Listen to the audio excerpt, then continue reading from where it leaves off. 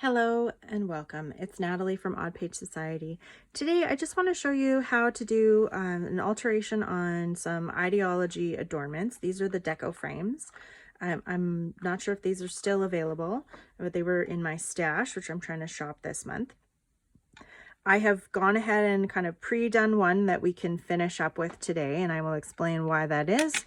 And in the meantime, I will kind of show you what I'm doing. So I like the finish of these adornments, and there is like a ton of detail in them, which is quite lovely. The thing that I found though is that the coloring sometimes isn't exactly like the match that I'm looking for, and because of that I might want to alter it. In order to alter it, I have some distress collage media.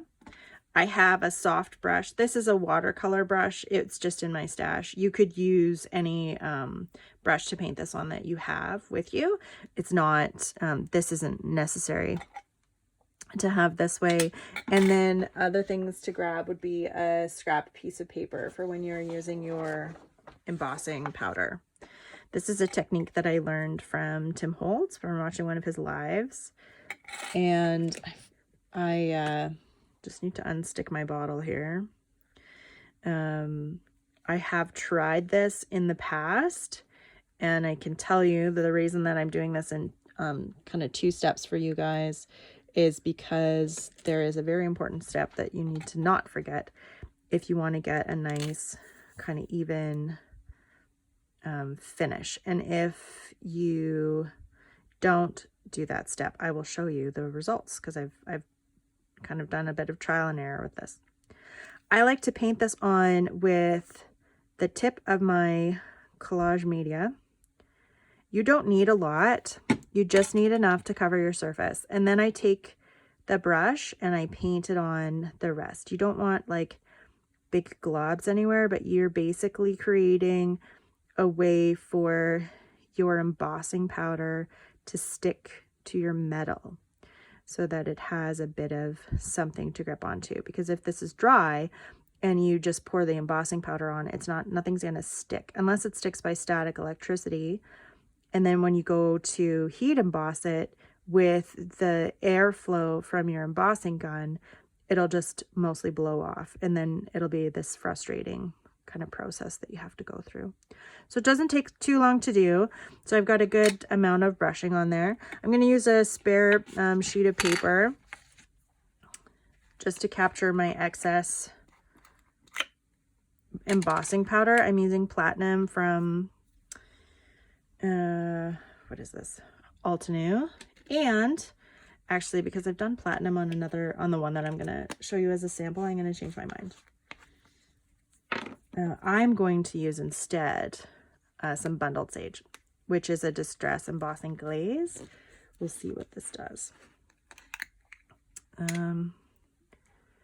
So I like to pick it up and I just tap over top. If I put it on an angle, it tends to catch more of the actual product. You can put it in your pile upside down as well.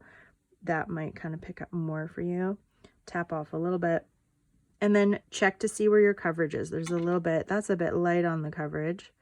So I probably should have some stick still on my brush there.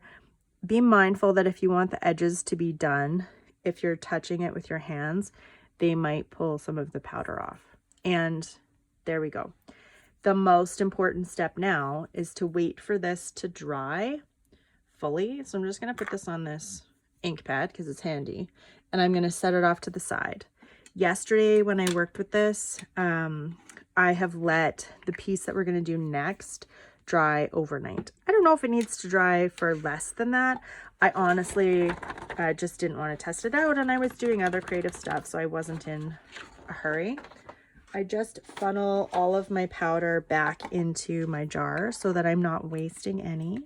And then I like to put the lids on so that I don't lose track of what where my stuff is and knock my product over and then end up wasting a bunch. Okay, this is the frame that I'm going to be heat embossing. My plan for this frame is to go on the spine of this book. It's going to go here. And because of the predetermined shape of the frame, I went through my stash of stamps in order to find a stamp that had like the right size for this. So what I found was from Attic Treasures CMS 123 that this stamp fits very nicely inside here. I stamped it with some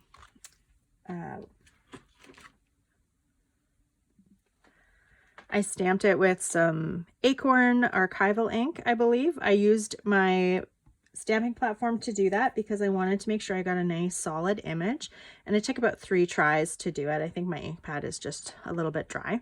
And then I cut it out. So this is a piece of pink paper from the Tim Holtz Pink Palette collection. It was a scrap piece that I luckily had left over from a class that I had taught a couple months ago. So with this, I have used the same technique I just showed you, and then I'm doing the crisp embossing powder in platinum from Altenew. The reason why I'm choosing this is because I wanted the tone to match the outline of my book here. So this is the same embossing powder that goes all the way around. I didn't want to add another color or tone, and I found that that one just kind of sunk into the book a bit much, and I didn't prefer it to not stand out. So we'll see. I could decide after this is heat embossed that it doesn't work with my book, and then I'll just do something different. I use a Wagner heat tool. I do like to have these kind of out and ready in case I want to stand it up. Sometimes I will preheat it, and you might want to turn the volume down because I'm not sure how to mute this while I heat emboss, but I'll turn it on. I'm going to heat it up, and then we can see how the embossing goes. Here we go.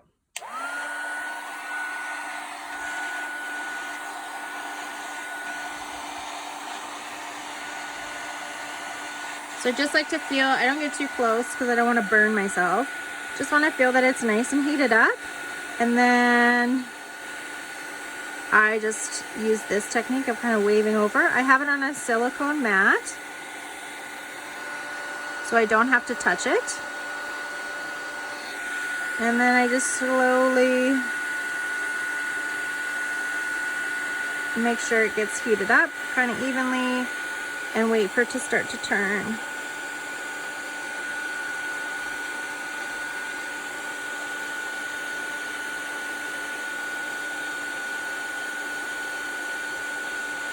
Here we go.